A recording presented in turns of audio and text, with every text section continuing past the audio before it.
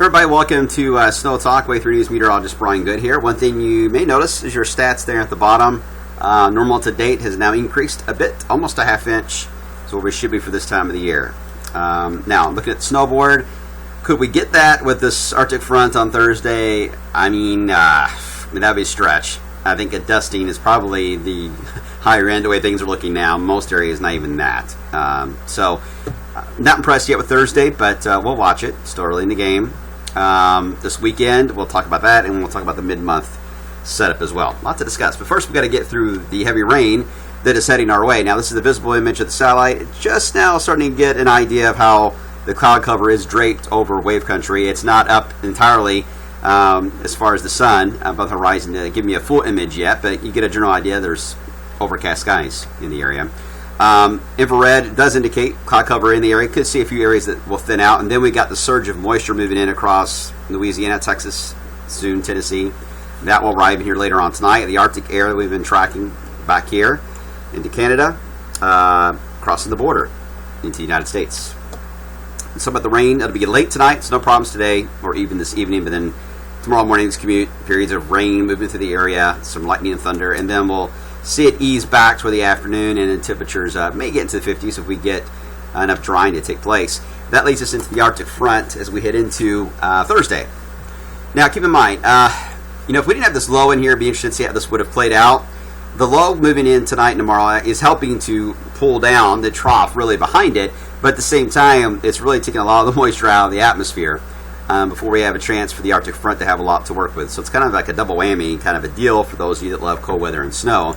But this is the GFS, different ensemble ideas for the Arctic front arrival Thursday morning. You see, not all of them are excited about some snow in the area. There's one there, another one hints at it there, one barely there, one there, a little bit there, maybe. Some there, some there, some there, and a bit there. So more than really half of the ensembles at least still indicate potential for snowflakes and snow showers maybe with the Arctic front. And usually snow showers and flurries like this don't show up in models until we get to the day of because it is so light. But when you get enough ringing in the atmosphere, it can happen. Now, accumulation is going to be tough because the temperature drop is going to happen, but it's not going to be incredibly insane of a drop the way it's looking now. So, iffy on any type of accumulations. Maybe a rooftop or a car top may see some minor stuff, but the timing's everything. So if we get some of that falling here in the morning rush Thursday, I'll be a little concerned how that's going to play out. But look at these wind chills. This is Friday morning, potential wind chills. If we clear the sky out especially, single digits in some areas. Boy, that's going to bite on Thursday. And then we head into the weekend. This is where we're seeing a lot of discussion of what's coming our way. Now, the past few days, it looked promising because the cold Arctic air was going to be in place. This was going to move in and could take advantage of that. I still think that's the case. Now, the models have modified a bit of the Arctic air dropping in later this week.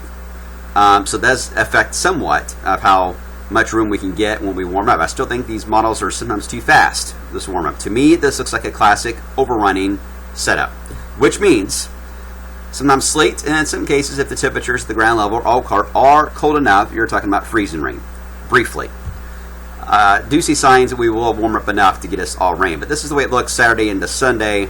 Overall, you see the trend here to keep us more on the liquid side of things, but again, overrunning scenarios are never caught by models in a very good fashion at all until we get a lot closer to the nest. But to me, this setup is a classic one of cold air at place, slow to leave, you get overrunning precipitation, blah, blah, blah. There you go. So we'll see how it plays out.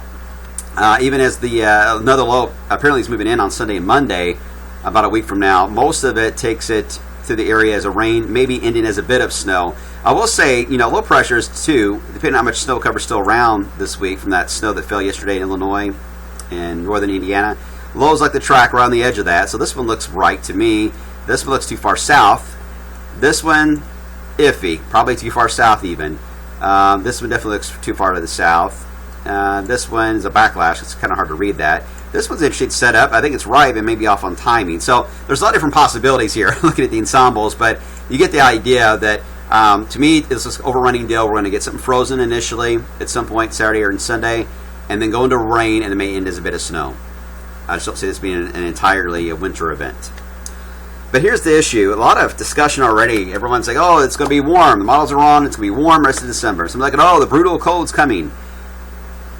Everybody's seen different things, and sometimes they take something and they trend it to the way their forecast is going. All right, I see how it goes. But this is one of those things where I think both are right.